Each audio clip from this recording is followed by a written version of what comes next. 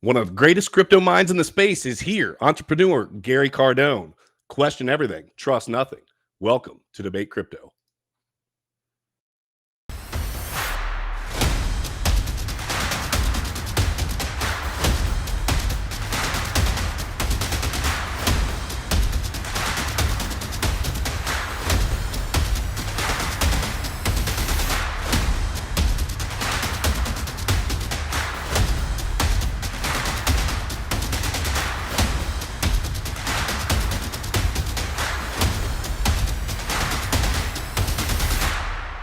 It's your boys, Keeper and Crusader, and we are here with a special episode of Debate Crypto. We have got the man, the myth, the legend, Gary Cardone. Gary, how are you doing today, brother? I'm doing good, man. Glad that you are here. We met Gary down in, let's see, was that in Miami? I'm trying to think. It was Austin. It was Austin. Yes, I believe it was Austin, Texas, and had some great conversations just about business in general surrounding the crypto space. I said, Gary, we've got to get you on the show. So I'm super happy that we were able to make this happen. Looking forward. Got a bunch of fun questions for you. I will tell you in advance, Gary, we go hard on here. So when we get into some politics and some other stuff, just go for it, brother. Let's get it. You know what I mean? Dude. Like I like the debate with respect. I wish I like the Twitter spaces and all this stuff, but there's not enough, healthy, constructive debate. So as long as we respect each other, no doubt. I can learn a lot from a lot of people. So yeah, we're really looking forward to it. Too often it seems, and without getting off in the weeds now, but too often it seems that one side of the quote unquote proverbial argument is getting shut down. And I wish we could just have some healthy conversations. It's going to be so good for the crypto space. So we're going to get into all of that. But before we do, let me just start off with this, Gary. Talk to me about, can you briefly just introduce yourself and your background in the crypto industry? Yeah, sure. I've been in crypto since 16, in the middle of building a business called Chargebacks 911 in the payments industry that me and my ex-wife discovered. Monster problem in the financial payments industry where, they take credit cards, debit cards, and mostly from consumers. We help merchants, and that really made me become aware of how much leakage, shrinkage, and plumbing, what I call plumbing problems. The payment industry calls it a fraud problem. I think it's a plumbing problem. Basically an old system that cannot possibly keep up with a post-COVID structural shift from consumers walking into Costco to, I'm never going to Costco again. Everything's going to be delivered to my house anonymously. By anonymous, I mean, but between the consumer and the retailer, there's no connection point. Yeah.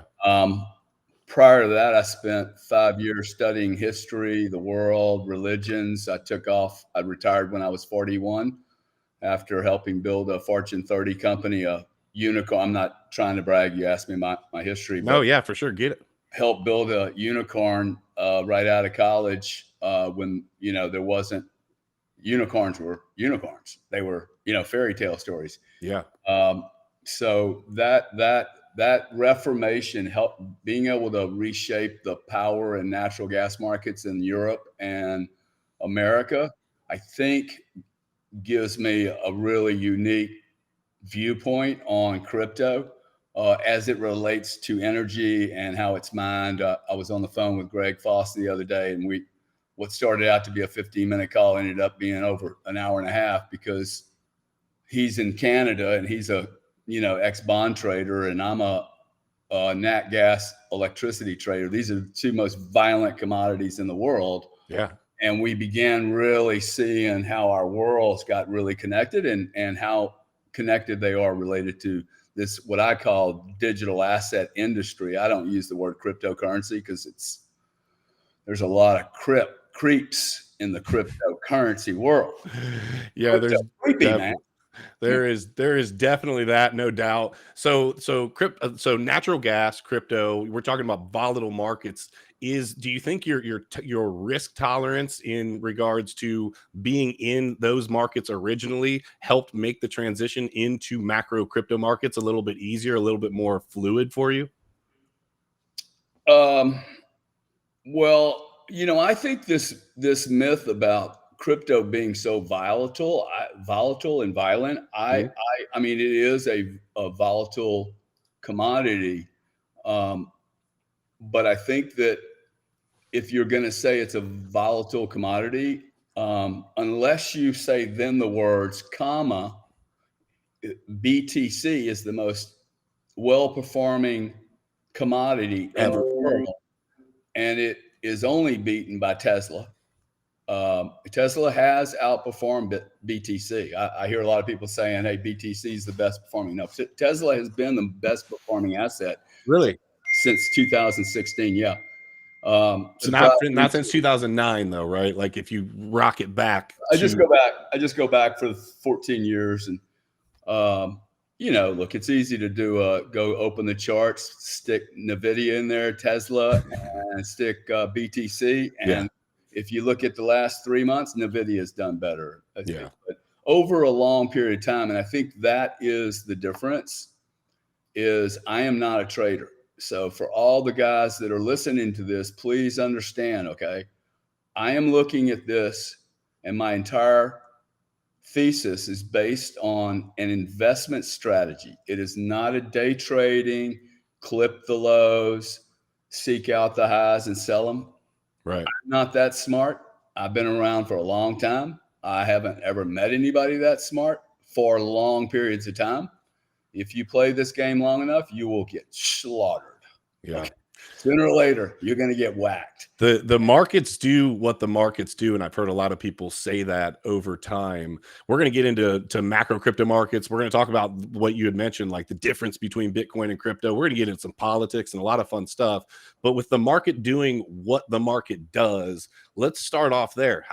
What do you describe as the current state of the crypto markets, the digital asset markets? Yeah, there you go. So let's separate these worlds. I think Bitcoin is a 14-year-old behaving like a 20-year-old. Like props to Bitcoin. It is 14 years old. You would expect it to be acting like it's 11 or 12.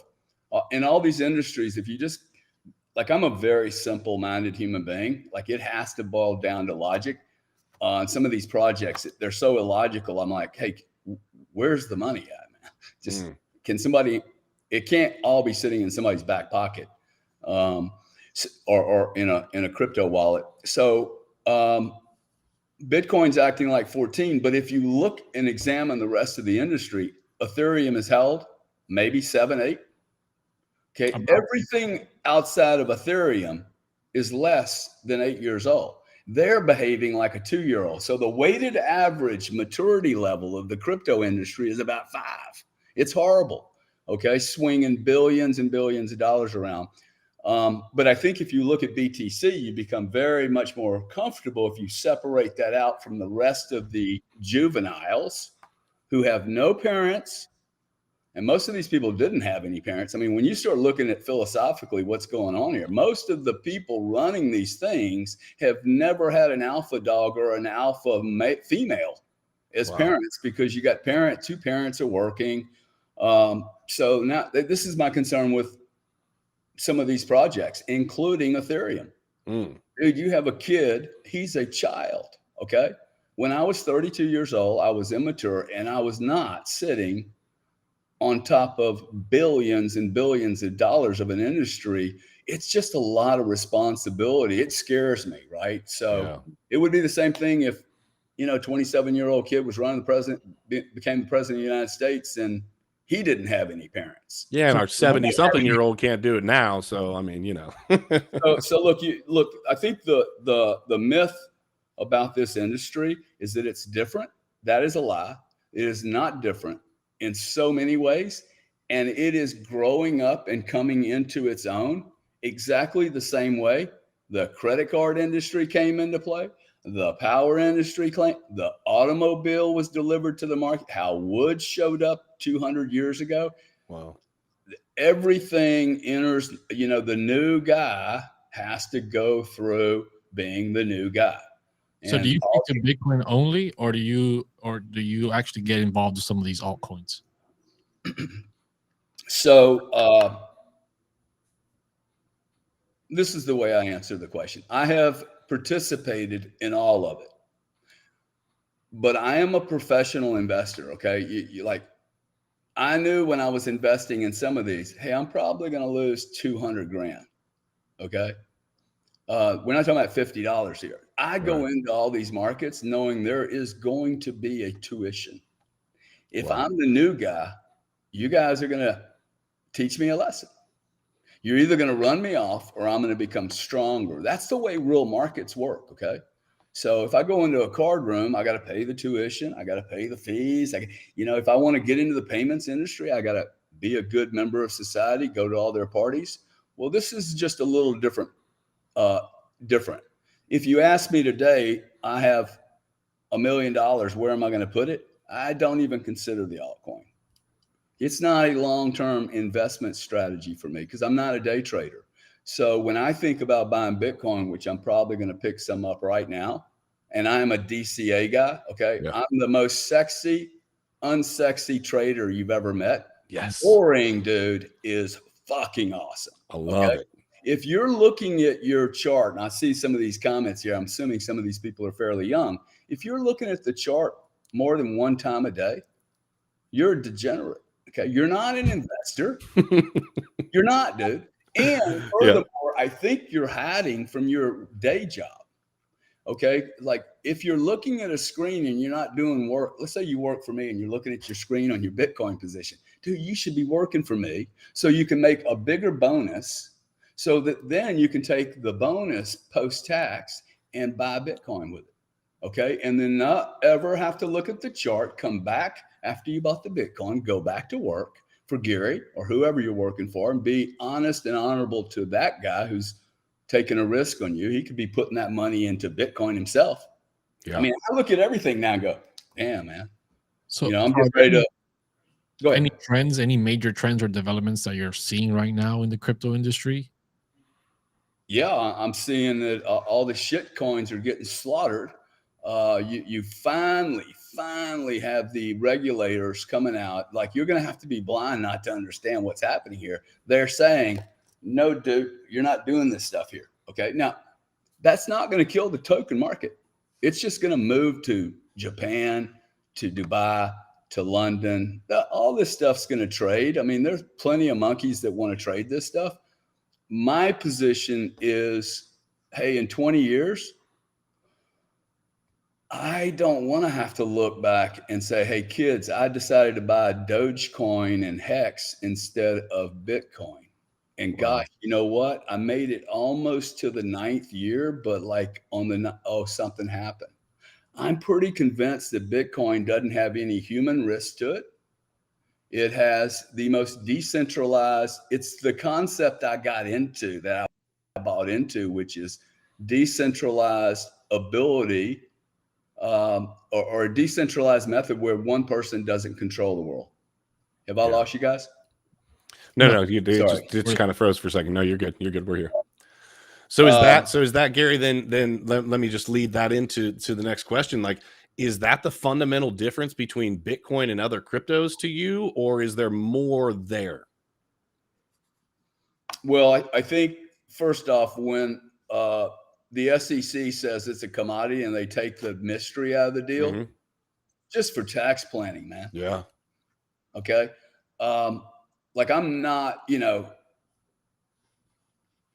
I can't afford to do stupid stuff, right? Like it doesn't make any sense. Maybe when I was 20. So, could I sit here and say, yeah, I could take 10% of my portfolio and spank it on a bunch of crypto? Quite frankly, I would have more fun going to Las Vegas with you guys. And let's just go gamble and not pretend like it's a job. See, that to me is the problem, is that you have a lot of people who could, one, be investing in Bitcoin and go back to their day job and never, ever even think about it. When the price goes down by 100%, they just keep adding in their DCA and they're never freaked out because their position's not too big and they're not losing their wallets and they're not getting ripped off. I just don't to me, it's a distraction. Okay. I'm not saying it's going to be there. It's going to happen, but 20 years from now, I'm pretty sure that I'm going to be richer than the guy playing this game. And for me, I don't need to make it all in one day. Yeah. So I think the fundamentals of Bitcoin and its size, okay, there's at least 300 plus million people. That is a real market, dude. That is a market bigger than the United States of America. Yeah. The holy grail of consumption, Bitcoin, is larger than the entire US mature market, the market that can actually spend money. So you got to remove all the old people, super old people, and then you got to remove all the people under 19. Yeah. There's 150 million people in this country, dude. 400 million people own Bitcoin. That's a monster market, largest market I've ever played in. Wow. See, I don't think people are really thinking about that. That is the largest market any single human being can access. You know why I think people aren't thinking like that, Gary? This is just the kind of a thought off the top of my head. We've talked about this before. So many people got into the crypto space in the crypto casino that you were just talking about. And so they step into the casino because one of their buddies down the street made $1 million on freaking Dogecoin, probably didn't sell and take profits when he should have, whatever the case may be. But they get introduced to it in that crypto casino environment, as opposed to looking at this as an investment vehicle for long-term gains. And Crusader and I we had a Debate Crypto Academy. It was DCA. We have Debate Crypto. So the reason that you're right, it's not sexy, but it's worked for me and it's worked for Crusader over time. Sometimes does it get frustrating when you see other people maybe making big gains on certain trades and such? Yeah, it does. But those same people also get their ass handed to them when I'm not getting my ass handed to me in that same casino. Dude, so talking about risk, let me ask you, what do you think is driving the volatility in the crypto market, right? Especially for Bitcoin? Well, what's driving it? I mean, let's remember, okay, it may have been volatile, but it is the best performing asset outside of one company over 12 years. That is a long, Bitcoin is a better risk adjusted investment today than it was when it was $300. At $300, because it was so unsure at that point. Dude, it was a total crapshoot. Also, when did all the coins get lost?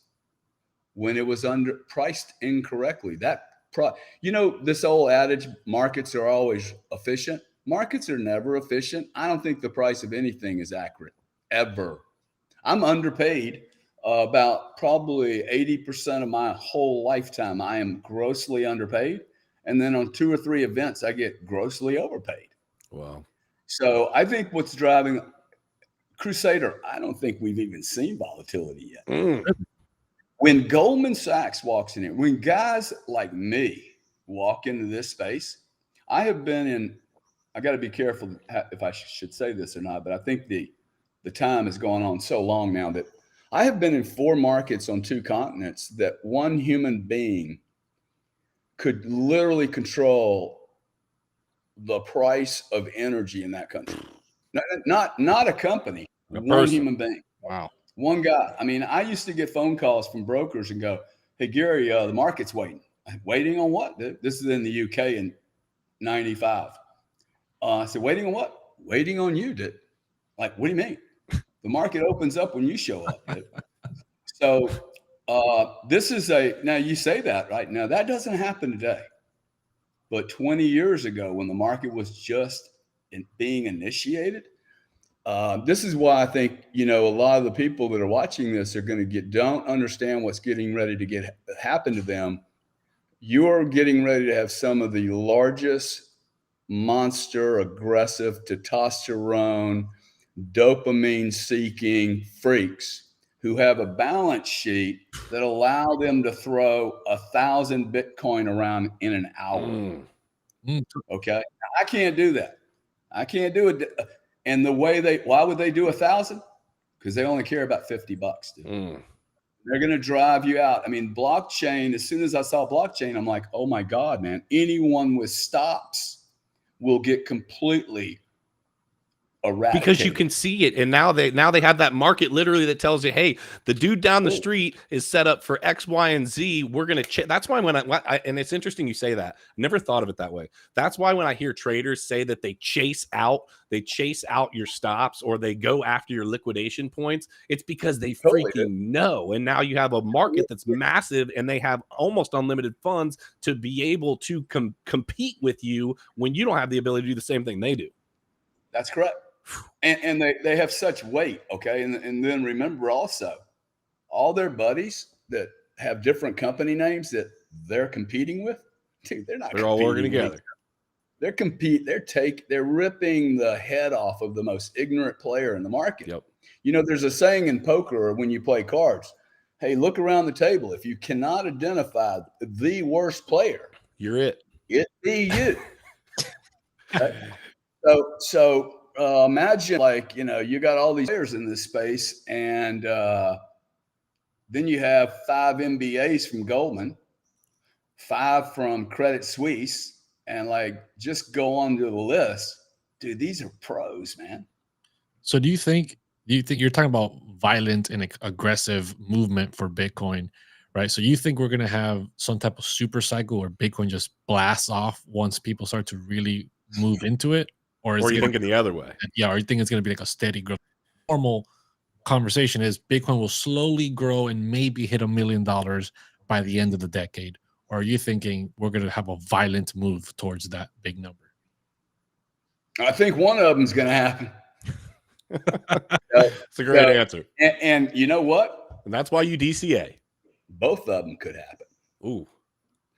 But I think there's very little chance of neither of those situations happening. So, and that's the way I look at risk. Hey, do I care? Do I care? Because I mean, you know, a win-win. Huh? It's a win-win, whether it's slowly up to $1 million or aggressively up to $1 million.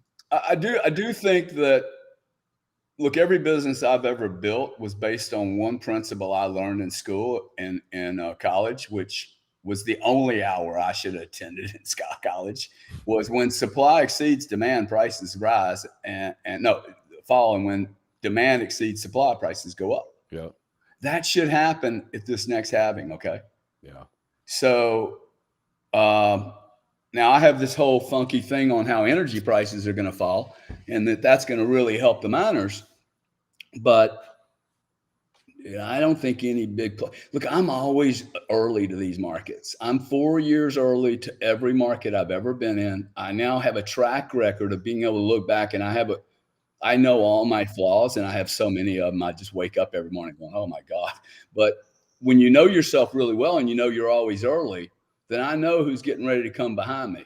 Okay. Yeah. Like my twin brother, he's got an extreme amount of wealth. He loves his real estate. He is yet to cognite that, dude, this is the best piece of real estate on planet Earth. Okay. I mean, if it's secure, it's the best piece of real estate on planet Earth. No maintenance, no fire protection, no insurance required unless I want to insure it. No tenants. No taxes every year, you know, no tenants, no coding restrictions. Yeah. And guess what? I get to, you know, buy one floor or the whole damn building and put it in my back pocket. I love that. Crusader, I don't think it matters. I think one or both of those things will happen. The slow up trend, I think that's probably better for everyone. Yeah. Personally, but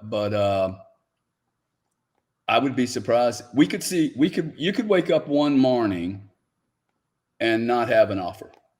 We've seen it. Almost. The best decision I ever made, Gary, I might have told you this when we met, but the best decision I ever made was buying the COVID dip. And it was the scariest thing that I ever did in terms of it. And for me, I was investing real money for me of my, you know, my family's money that I knew like, hey, this is a real deal investment for me. And so when you talk about having some of these big players coming in that are used to playing these games, that have this money, and then on top of it, which we're going to get into here in just a second, we have political unrest, left, right, sideways. We have monetary policy is a big fat question mark, especially in the crypto space. It is an absolute setup for this to go exactly like you said, one way, the other, or both. And Yeah. both is what I think we need to be prepared for, because if you're able to withstand the other side of what you just said, and or if you're able to withstand what you just said, and you wake up and all of a sudden nobody's buying Bitcoin, the price is in the tank, and we're just absolutely getting slaughtered. If you can withstand that and still say, I believe in this asset, I know where it's headed long term, and I know what it does, then when the price does boom, when the price does take off, or the boring, not sexy way that we're talking about, you're accumulating that wealth over time. I think too many people look at the market cap right now and they say, well, I can only make like a 10x over the next few years. You tell people in the stock market that they can 10x anything over a few years, or whatever the case may be, they're going to be seriously looking at that as not just an opportunity. How fast can I get there? And so I'm really interested to see, do you see Bitcoin? How do you see then, to kind of finish this topic off, how do you see Bitcoin influencing the broader crypto markets? Is it going to continue to lead the way that it is now, with Ethereum chained to its hip and then the other stuff just kind of flagging along? Or is it going to be a nice little mix up of some of the stuff that you're not a huge fan of or whatever, jumping in there and getting some action and moving the markets as well? Is it going to be Bitcoin just, or is it going to be a mix of everything getting in there? Yeah, well, let's remember that I own a company called Node 40 that, like, if I'm being really selfish, hey, the best thing that could happen to me would be every token on the planet, every little Ponzi scheme, and I get to audit them all, and they're all failed projects, and there's craziness going on.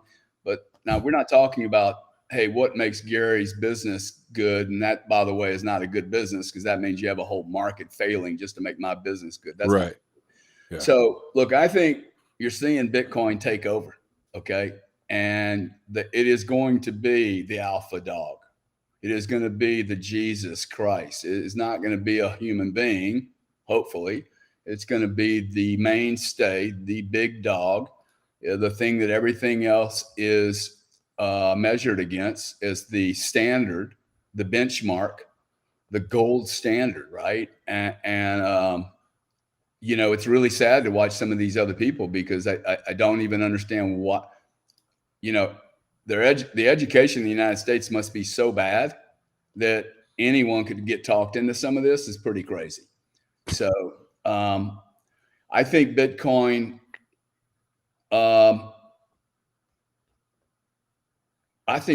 could get to 70, 80%. Wow. Dominance. Because I don't think people understand how institutions really work. Okay, like you look at a guy like me. I mean, most people are thinking a guy like me is going to like ease into 1%, 2% because I'm old. Well, I have a thesis that says a guy like me, I should be like extremely risky now. Every 65-year-old I know should be like, hey man, plow it out now, bro. This is the time. Assuming that you have your basics, like health and your affairs in order. Oh yeah. Then everything else, dude, I ain't taking it with me. Right. So punch it out there, get it out of treasury, stick it in Bitcoin, secure it, make sure that you can tell the story over the next 20 years, so I can give these to my children and give them this monster problem to deal with. What to do with all this money? Hey, it's a big problem. Okay. And that's my thesis. My thesis is, if I'm wrong on this thesis, and it would be the only thesis I've ever been wrong after I study a market, because I do study really well. If I'm wrong, my children grow up exactly like I did, and probably like you guys. Nothing. I didn't have fucking shit. So, I mean, I had good parents. Right. I knew what was right and wrong. Didn't mean that I didn't do some wrong stuff, but I felt guilty as shit about it. So if they end up and Bitcoin's wrong and I don't make any money, I don't turn $100 million into 200 billion or whatever, then gosh, they end up just like me. If I'm right, they have a very different problem to deal with, which is, how do they become more productive members of society, and that money doesn't destroy them? So I'm interested in doing good. I'm not interested in, giving my kids a problem. The other problem, and I hear a lot of people that are doing this for their children, the problem is I don't think they're setting the kids up for a position where they're going to be able to keep the money. Wow. So you're talking about 20 years. Imagine the amount of wallets $10 million or $1 million or even 10 coins is going to go through over its life journey over 20 years. You know, I'm pretty sure I'm going to be somebody's going to mess up. Oh, well, but it's not the mess up. It's think 2050. Okay. Crusader, how old are you? 30. You're 30 years old. So 2050, you're going to be 45. Let's say that you have a kid between now and then, and you get hit on a train wreck and you die. And you did everything you possibly could. You got your security, you got your vault, you got every message to your wife or whoever. But over 25 years, you don't have the story of how those coins got to you, what kind of money you used, where the money came from, the narrative on that story. Oh, you gave it to Fidelity when you moved it out of Coinbase, and then you did some staking, but you never sold any. You just moved it around and leveraged it. Dude, if you can't tell that story in 2050, extremely crystal clear to enforcement authorities, I think your children are minimally going to have a monster fee from their lawyers and tax advisors, but possibly because they can't tell the story, your kids get ripped off. And you're laying in a grave somewhere thinking you're Mr. Jack-off artist of all time, you know, a genius, and they got nothing but headaches from your position. I'd never thought of that. Well, think about this. Like, I had to bury both my parents. I'm a fairly wealthy guy, dude. I don't want my kids having to do that. Yeah. I'm trying to hire an assistant right now. And hey, what's your requirement? That they're with me till I die so that they could put me in the grave, not my children. My kids having to deal with my problems because I didn't do my homework. I didn't get things set up. No one's thinking about this, Keith. No one's thought about it. Oh, I mean, I'm stacking and have been stacking Ethereum, and I tell people all the time, my daughter will come on the stream. She's 2. And I always talk about how I say, when we're like talking about hardware wallets, I say, Addison's got more ETH stacked up in her hardware wallet than you do, and just joke around about that. But the reality is, you're so right. You have my mind, my gears turning, that I need to not only have her set up and understand what's there, but how it got there and what happened. And I never thought of that. I thought I just, made sure that they've got the keys or know what needs to happen. My wife knows if I die in a car wreck tomorrow to call Crusader, and Crusader can walk her through what needs to happen and blah, blah, blah, blah. But I never thought about that. And that's wild, because you're right. They're going to want to be able to tell you 20 different reasons why you can't have that money. We've seen that happen with regular people, not even on massive scales of money when they die. Well, you need to prove it. You need to show me how this got here and over here, and why did this happen? I never thought of that. Well, and hey, that's what interested me in Node 40, because see, I call this a histogram. I was talking to somebody in Puerto Rico. I can't mention their name. I was getting ready to, and I can't do that. But and I said, you know what a histogram is? He said, no, I've never heard that word. I'm like, the history of an investment over a long period of time that allows the financial players around your daughter, the 2-year-old. See, I think your 2-year-old's problem is not you. It's the professionals that are going to be around her, and they're all 70 years old right now. They don't understand this world. So Node 40, when I bought them, I said, look, I need you to change the way we do reporting and add some pieces here, because I actually think I know what accounting, tax, and legal and big traders like you need, because I've been in the commodity space before. The Bitcoiners are like, well, I don't know really what I need. And I'm like, dude, you need the same thing a commodity trader needs: dashboards, cost base, at the day, on the hour, a quarterly report, a weekly report, a monthly report. Your risk management team needs a third eye to be able to see, oh, you were swinging a bunch of weight around because you're a high frequency trader. Let's make sure a third eye has the same opinion of what we think we traded today so all these are risk management tools. They're narratives. They're ways to get the professionals around me. Like, I just went through this brutal divorce, right? And like Node 40 probably saved me $500,000 in legal fees and forensic fees from the divorce, because the meetings didn't go on for days and days and days, because I just dropped node 40, $20 or $30 million position and said, oh, all you guys, all they wanted to talk about was how down I was. And I'm like, dude, that's not what this meeting's about. If you guys want to claim I'm not a good investor, cool. But that's for a trade show or something. That's not for a divorce conversation. And I didn't put the trade on for 3 months. I put it on for 10 years. So we'll see how it does in 10 years. So anyway, I just want to make sure that I lock everything down. And if you go into the thesis initially that Bitcoin is good because the world is trying to grab stuff that they should not be grabbing, imagine what's going to happen in 2050, dude. Okay. I don't trust the government now. Can't imagine what it's going to be like in 2050. It's only going to be worse. But I want to circle back real quick to something you mentioned earlier. You mentioned Bitcoin and you said the word standard. Do you believe we will ever see a Bitcoin standard? And if you do, how do you see that playing out? Look, ask me the question a little bit with a little bit more granularity. A Bitcoin standard on what? On the world or? Yeah, on the world, on the United States. Do you see that ever happening, right? You see El Salvador adopting Bitcoin. Do you see that expanding? And do you see the world shifting the way its economics works, right? Right now, we're in a fiat system that is just printing infinite money out of thin air, right? Versus Bitcoin is kind of like going back into the gold standard, but now in the digital age with a hard cap of 21 million. Do you see that standard ever being adopted by the United States or the world in general? Yes, I do. How Now the question is, and by the way, the people that think I'm trying to sell them something, I'm not trying to sell you anything, okay? I see these little notes. If I can sell you to be more logical in your assessment of this industry, that's all I'm trying to sell you. So if you're not a major corporation, I have nothing to sell you anyway. So that's just so you understand.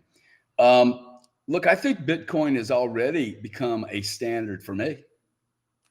I mean, I'm 65, and like, if you asked me to buy a car tomorrow, I'd be like, well, how many Bitcoin is that?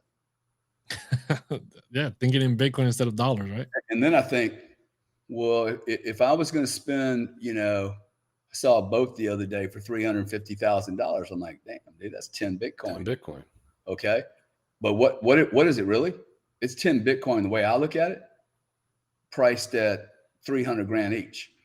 That's a $90 million boat. Fuck that. I'm out. I'm with it, bro. I'm with it. You know what? I'm gonna call the charter guys up and go, how much do you want? I'm happy to give you a tip. Like, that's cheap. Just rent the bloody thing. If I could rent everything, I would rent everything. Your brother says the same thing. Oh, he learned all that stuff from me. He said he learned it from me. That's right. This house is, I only live in this home because the bank threw so much money at me that it would have been stupid for me not to buy it. Okay. Yeah. I mean, they threw 140% loan to value to me at 3.5%. Yeah. So I'm not a ding dong. First debt I've ever taken in my life. But look, I think the game theory thing, this fascinates me because of my background in game theory. Because most places I've ever operated, there was a game theory opportunity, and there is absolutely one here. It's actually available to you and me on demand. I mean, right now, it is available right this second, and I don't think people have woken up to it. What if you had Texas and Florida decide to put some Bitcoin on their treasury? Dude, we're talking about states. I think you could see countries. I think you could see states. Now, let's go back to your country thing. When does San Salvador become important? Because in order to get to, I always tell my sales guys this, hey, how do you get to $10 billion in sales? You make $1 first, okay? You got to get to the first dollar and then the second dollar. So we have one country saying, I'm in. What, 5? What if 5 of those South American countries said, and then more importantly, I actually think this could happen this year. What if Turkey decided, there's so many problems, dude. I don't trust NATO anymore. I hate the damn euro. It's imploding. I'm going to have to deal with the BRICS boys, the Chinese, the Indians. I hate the damn US government, but they provide air cover for me. The Russians are coming after me. I mean, just one of those countries that are always in turmoil, Pakistan and Iran and Iraq, Poland, okay, Ukraine. 22 million people have been pushed out of the Ukraine. What, you think they're carrying gold with them? They're not carrying anything with them except a child. That's going to now flood over into the entire European sector. They can't afford all these people. Okay. Yeah. These are not people with jobs or money. They have children, diseases, they're ill, and they need to be fed and housed. Okay. Like 1 million people hit Germany from the ISIS thing, and it overwhelmed Germany. This is 22 million girls and children. So I think that becomes a standard. I actually think, Crusader, that you're going to have 4 macro market centers. The BRICS will be one. You'll have one in Dubai. You'll have one here. And I think you could have a virtual, people are going to think I'm absolute. I think you could have a virtual country show up here where enough guys like you and I, somebody asked me about 5 years ago, the whole COVID thing was just heating up. And I said, dude, there's only one safe place on this planet now. He said, where are you going to move to, man? I said, a big old boat in the middle of international waters. Let this shit calm down for 3 or 4 years. Ooh. I'm not sure there's any landmass that's really safe right now. Yeah. But I could see a Turkey or a Poland. And now if they do that, it's going to wake some people up because they're going to be like, whoa, what just happened here? Your BRICS is doing a deal. Okay. This is happening. Yeah. And it should happen. Okay. It's going to be good for the world that it happens, that you have, markets, in India closer to Japan with their own currency, and they want to have their own set of rules. I think they will end up with some type of digital asset as a methodology to make their markets work. I think CBDCs are probably good for us long term. I have a hard time with that one. I think we touched on this when we met, because of just the extreme use and ability to use their powers and oversight and attaching to these smart contracts, the ability to put expiries on your money to produce and forcefully basically forcefully make velocity of money happen, which I know is how our economy continues to work. But it's a scary thing for me. And I'm having a hard time with the CBDC one for sure. Why do you think that it would be a good thing? And let me kind of tie this in. Let's tie this in. The CBDC thing runs into governments, right? So talk to me about how CBDCs and just crypto and in general, digital assets in general, tie in with the political narratives that are happening right now. How are politics and digital assets colliding right now? What do you see in that? I don't think the politicians have a fucking clue. So that's not the first time. I don't think they even show up to the party of being relevant. I got really upset with the Kennedy group when I saw you down in Miami. Their PAC was pimping me. And look, I'm not a political guy at all. But within 1 minute of the conversation with these two people at PAC, which are about my age, I said, neither one of you guys have 1 penny of Bitcoin, do you? I said, I find it irritating that you come here, you sit on the platform of Bitcoin, but you don't own any. And I just a heads up, guys like me are going to notice this within seconds. Okay. And now he's saying, hey, I own a couple 100,000. I think that's really good that he's saying that. But it doesn't mean that you know anything about Bitcoin. So in order to really understand Bitcoin, you must hold it, move it, play with it. And then you begin to realize the fragility of the current system. The current system, like I would love to screenshot my bank account right now, because my bank accounts look like $15 fee, $15 fee, $15 fee, $15 fee. And then every month they all get negated. But that does not happen for most of the people listening here. Okay. That is a crime that most people are paying these crazy fees, their interest on their own banking, when they embed those fees in there, being robbed blind, man. I mean, robbed blind. Okay. I will not pay a wire transfer fee. I don't. It's ridiculous that I have to pay a $35 wire transfer. Yes. So it's a crime. Okay. But the system is set up between a club of people, and your mom and my mom didn't do their due diligence very well. They sold us on the white picket fence in the house, and we got to own that. Everybody's still trying to like get out of that one. But that was a banking play, man. That was a thing to create money velocity and allow banks to, loan more money out to people and get them on the hook. I mean, I love employees who are in debt right up to their eyeballs. I love guys buying Ferraris that work for me. Because they work hard. they got to pay for it. Because they have to. They don't get a choice. So I don't know that the politics impacted. I think the economy, like we're in this cycle now. This is unstoppable now. Okay, I don't believe anyone can stop this. You can have antichrist of digital show up. This continues. It has too much momentum. There are far, far too many people that have other things to do in their lives that are showing up to this party, and they don't have to be here. I don't have to be here. Okay. I do not think I am a negative additive to this community. I think I add just a little bit. I'm not pulling anyone down. I'm bringing people up.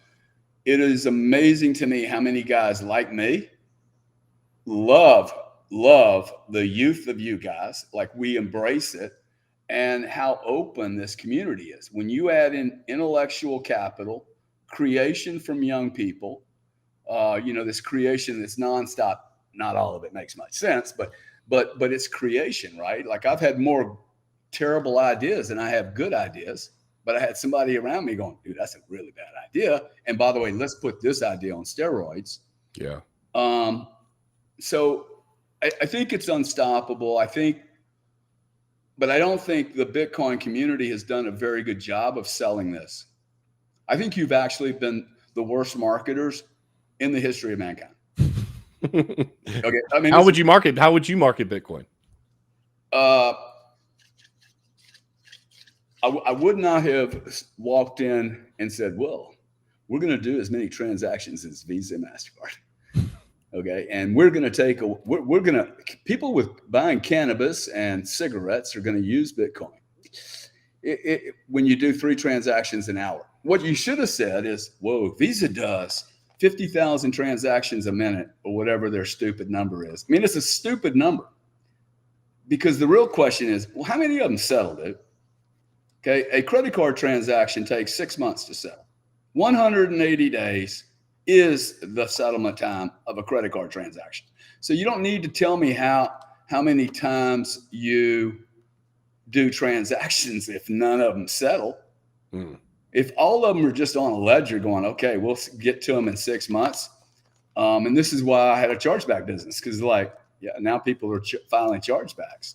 So that's not going to happen. There's going to be a whole piece of industry that just slips into that, saying, I don't want to pay the 3.5 fees because I don't have chargebacks and all this other stuff. So I think the other thing is that Bitcoin could have done a better job of really understanding the payment rails.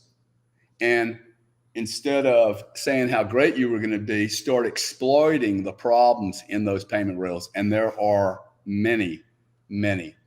That is a 100-year-old, 72-year-old legacy system that's just breaking down at this point. Yeah. It's not even about the Bank of Americas of the world. It's literally about the plumbing, the connection pieces, and the understanding, because most people think those are banks. They're not bank. Most of those, Visa, MasterCard, are not a bank.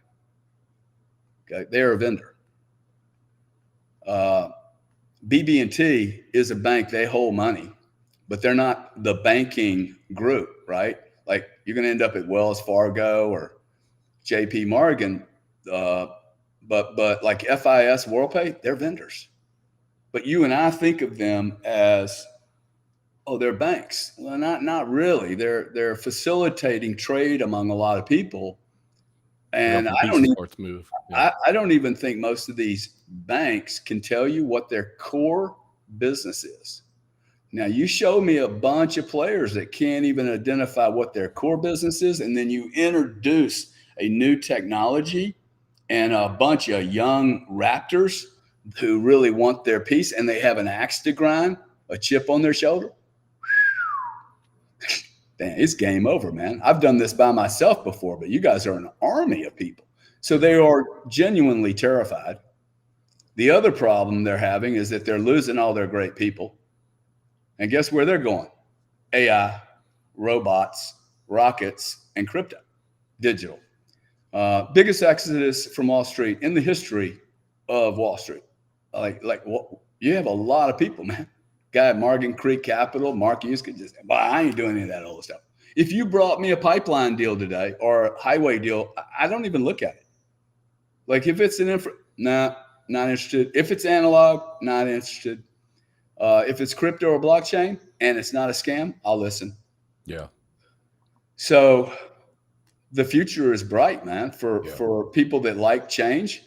Probably not so bright for the guy who's got his, stuck in concrete up to his knees, and he's got all these pieces out on this big monopoly board, and he can't really cannibalize anything because that's really hard to explain to the analysts. Yeah.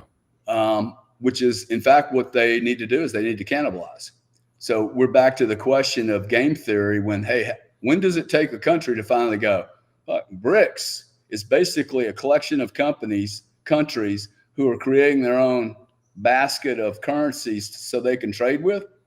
Sooner or later, the treasury of that country is going to go. Guarantee you, if I was running the country right now, we would already control Bitcoin, dude. America would own it all right now. And we would just rape and pillage for the next 100 years the rest of the countries.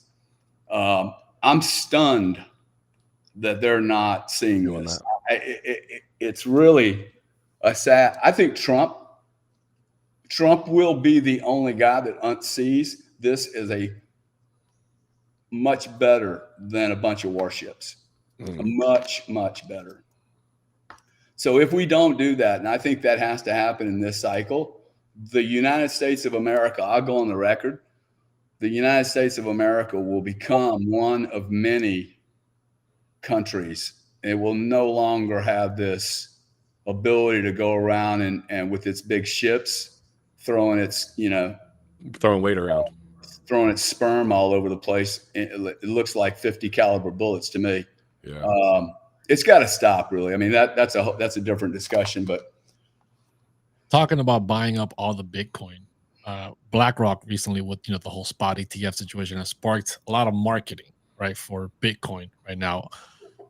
Do you think that companies like BlackRock, Fidelity, JP Morgan, these big institutions that have been talking negative about Bitcoin for a long time, now making a shift, was that a delay tactic so they can position themselves better and accumulate more before things get out of control? Or do you think that they actually had an epiphany? They actually believed that Bitcoin was trash, and then now they're seeing the epiphany saying, I got to get in right now before everybody else has this epiphany. I don't think that these companies are nearly as smart as everybody gives them credit for. Look, Fidelity's been doing this a long time, so my hat's off to them. Like, nobody's going to say they came to the table late. It actually has been one of the bellwethers for me. I'm like, well, they're still here. And I spent a lot of time on Wall Street, so I know the guys that are putting time and energy and money.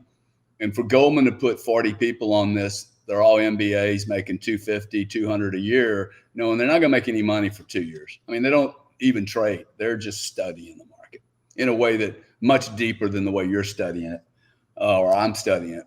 And then they'll deploy those assets and risk capital and dominate that space. But I think that they could be very schizophrenic inside these companies right now. And yes, we're going to do it. No, we're not going to do it. Yes, we're going to do it. And I see that. Now, that shouldn't concern everyone. Okay, that actually is natural, normal, that people would be resisting. And then when they do come in, it's offered a big window for all of us to jump through. As they're now coming, it should be very, very clear to everyone. Okay, you can't, they ain't going to be the last guy. Yeah. Like, I'm stunned that somebody hasn't bought ARK. I don't know why. Or GBTC. I don't know why. It just seems like if I would have been a Canadian pension or a pension somewhere in Europe, whew, that looked like a no-brainer. If I'd have had the money, I'd have done it. I think, Gary, that it seems as if the people, or at least the way they put it off, is that they're so concerned about these question marks in terms of regulation. So my question would be like, how do we get the governments basically to strike some sort of a balance between regulation and innovation? Because there seems to be a disconnect there. How do we make that? How do we make that whole? How do we make that right? How do we get that balance to work? Well, I think it is working now. Okay. I think we do have clarity. Okay, you have 23,000 unregistered securities, and you have one that might have a question mark on it. I'm not convinced Ethereum is going to pass the commodity test. Ooh, really? I'm sorry. I like, it has to grossly outseed BTC, because I know it has been given its blessing. And by the way, I'm not sure it is fully decentralized. It's clearly not decentralized in the way you and I call BTC, and it does not have a finite supply. So immediately, two of the great things about it's removed. Why do I need to take the risk? I mean, I had 50% of my position was ETH, man. Yeah. I just dumped it all. Went, you know what? I'm just going to flip it now. Just flip it into there. And like, I know I'm not wrong on BTC. Look, maybe Ripple's a good investment. I don't know enough about Ripple. Okay. I'm not betting on litigation matters. BTC ain't going away, dude. Like, you could run a train over it. Okay. You could make it illegal. There is nothing anyone can do now. So I think that's a very clear ruling. And if you're the regulator, this is confusing. Now, keep in mind, a lot of people got their shorts taken off by FTX, dude. Yeah. Okay. Sure. So a lot of people are embarrassed because they went to these parties. I was with a very large accounting firm, and the head of it was honest enough to go, dude, we drank the Kool-Aid too. We trusted that guy. So I think that my message is, hey, I don't think the regulators are boogeyman. Okay, they're not the enemy. Dude, okay. The enemy is inside our camp. These Ponzi schemes are a problem. Okay, you take $1 million from me, it's one thing. We're taking $1 million from Craig and from Hall and Eru, who like need to feed the baby. They got into this game thinking something different, and then they got ripped off. You cannot blame the government for saying, whoa, what the fuck is going on here? Okay, so it is really embarrassing. We made some of it. I participated in it. Any support I have been to any of these companies has helped them. I was into FTX. I got caught up in the deal. I lost a lot. If I told you how much I lost, you'd be like, Jesus Christ. I'm a pro, though. I'm not going to sit there and complain about it. I knew what I was doing. So I think, how much more clarity we need, man? I'm just curious. I mean, you ask how much more we need. I mean, to at the end of the day, it just feels like that's the narrative that's being pushed out there, that these big institutions aren't actually going to full on jump on board and say yes, because they don't have this quote unquote clarity. I think some of it's a game, and I think some of it might actually have some validity. So, I think that just having a clear, concise line with what's a commodity, what's a security, maybe changing the Howey test, because ultimately that's 80 plus years old. I don't know what needs to happen. I wish I had the solution, but it feels as if at least that's what's being pushed upon people. And so just, wanting to figure out what's the balance, Yeah, I think, I don't know if we have a hard stop, you guys let me know, but I think the real issue is that you have the US government is behaving like it matters. And so maybe the reason I'm being a little dodgy with you is I don't think I'll just say this to the Biden administration and anyone else that's listening. This product isn't about you. Doesn't give a fuck whether you're in it or not. I see this note about, hey, if the US bought everything, you know, that Bitcoin wouldn't survive. Yes, it would. I could buy all the Bitcoin tomorrow morning. It would survive just fine. The US government could ban it, make it illegal. Dude, we're only 12% of this market. This is a problem for the US. In 100 years, it's never met a market it didn't control. And this is one that you have stuck your BTC stick in their eyeball 37 times. That's why I'm saying I don't think it's been the best marketing program to say, hey, you guys are a bunch of criminals and here's BTC. And then you introduce those criminals to FTX. Like, that's so pretty. Do you think the spot ETF would be good marketing for Bitcoin once these institutions like BlackRock get in? BTC on the spot market with a Fidelity, with a BlackRock, you guys have been saying you wanted adoption. You don't get adoption without them. You don't get adoption without Goldman, without Fidelity, without Gary Cardone and people like me. My bankers tell me that I am, if they take all the guys like me they manage, that only a 20% of guys like me invest the way I'm investing, but all the rest of the guys have been studying it. So they're all going to come now. Okay. All of them, not most of them. Do they all come? There's $87 trillion getting ready to be left over in inheritance. You think your 2-year-old is going to ever have a checking account? Okay. No chance, dude. The world is already digital. So I don't know why y'all are fighting the CBDC thing, dude. Okay. What we need to be doing is a lobby. That's what we don't do well, because so tribal. It's just ridiculous. Yeah. The enemy is them. It's not, and lack of education. Our lobby should say to the government, hey, CBDCs, that's awesome, but we don't want you to use the intermediaries. Now that's just very, very important. Okay. If you start thinking about playing a game with these, instead of fighting them, just say, yeah, we support that, but we want the Fed to go direct to Joe consumer. Okay. Now, why would I want that? Because the middleman's always who's screwing things up anyway. Yeah, but actually, JP Morgan in this case would be a middleman. JP Morgan immediately comes on our side of the balance sheet and says, yeah, they'll become our friend. So this CBDC thing is going to be the best advertisement for my 75-year-old sister that moving digital assets in a bank account is okay. It's easy. She doesn't know that she's already doing it. But once Bank of America advertises it to her, then she's going to go, hey, you know, Gary talked to me about being my own bank. Why am I paying those fees? Let me just take 300 grand. She has 300 grand that she wanted to move out of a regional bank. I went, why don't you just stick it on a wallet? I don't know how to do it, man. It's scary. Yeah. That's a problem. Okay. So I think the CBDCs really advertise that, and they're going to have to be open Saturdays and Sundays and Mondays. And dude, they have you ever seen them do anything that's efficient? No. Okay. They can't build a bridge efficiently. So they're not the threat, guys. Like, we are the threat. Okay. So you don't fear them putting choke points on the CBDC to control how much Bitcoin you could buy, who could be buying Bitcoin with their CBDCs, and so forth?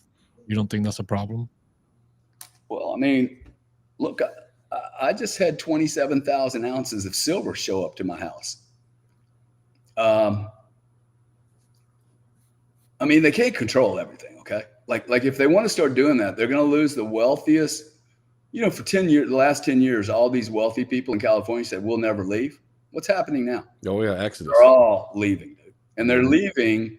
That state is going to start collapsing now because they don't have any taxpayers. So you get enough Americans to go, well, dude, I'm spending 6 months of my life now outside of the US, which means there's no taxes being paid for those 6 months, or, you know, you have a few people leave. I mean, I'm not claiming that I would leave, but I'm getting less and less happy about what I'm getting for my dollars. And I'm actually starting to feel a little ashamed of being a US citizen, because I think my tax dollars are harming people. We are killing people unnecessarily in fights that we have no business being in. So if Bitcoin and the standard that you talked about, Crusader, like for me, that the spiritual side of this is really, really interesting. Most people never get there when we're talking about investment strategy, but there is an angle on this. The more one studies it, I really encourage anyone, if you have not spent 25 hours studying Bitcoin, do that and then come argue with me that this isn't the best opportunity on the planet, both in financial and spiritual terms, to make a big difference for your family and those people around you. But it takes a while, and you have to deal with the product, and then you start looking at the world a little differently. Like, oh, this world's been set up 150 years ago. Nobody even thought about this, okay? Yeah. That you could do this. You remember when they were moving from 8-track tape to the CD, and everybody's like, whoa, what's that, dude? Tapes to CDs. I remember my dad taking me to Blockbuster and telling me that, pretty soon there's not going to be VHS tapes. They're going to move over to DVDs, to CDs. And he paid like $900. He paid like $900 for a DVD player when it was the very first thing. And I was the first kid on the block that had one. And it was like this new, huge thing. And I look back on him like, you paid $900 for a DVD player? That thing's like $29 at most. Totally, man. I mean, you could, yeah, totally. But I love, here's what I love, Gary, and I just want to say thank you for coming on.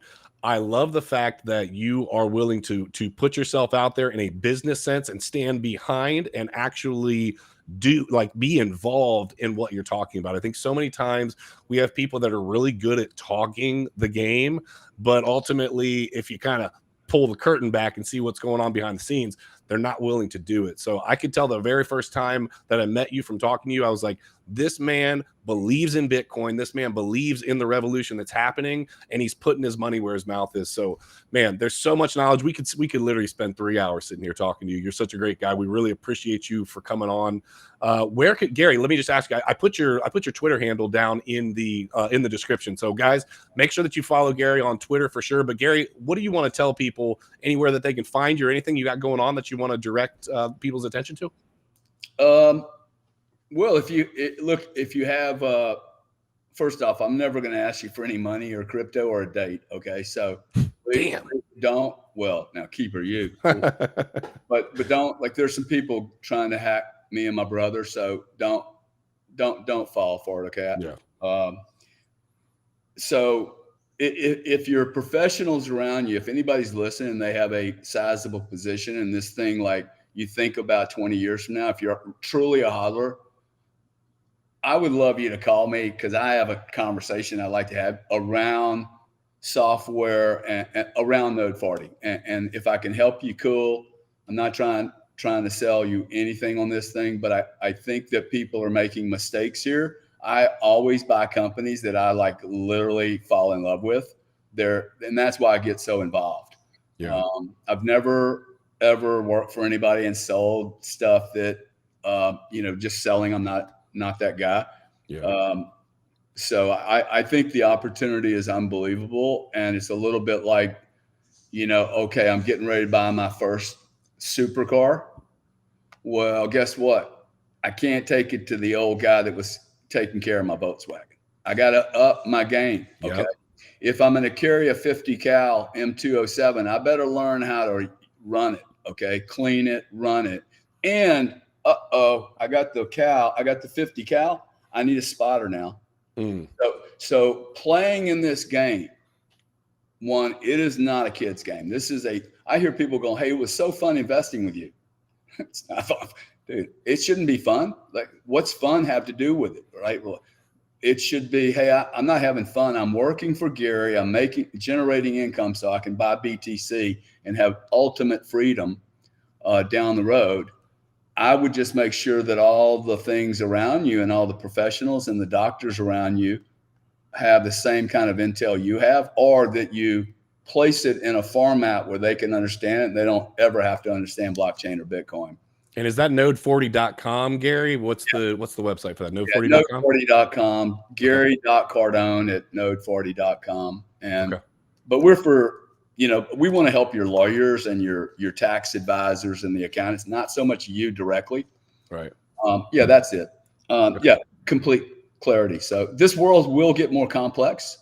There'll be many more opportunities. And I think, you know, if you think like me, like it's the holy grail. I mean, I think my whole life and career has been a petri dish to get me prepared for this. This is why I get so excited, because like, this is a once in 1,000-year event. No one understands this. Okay. This is not going to happen again, guys.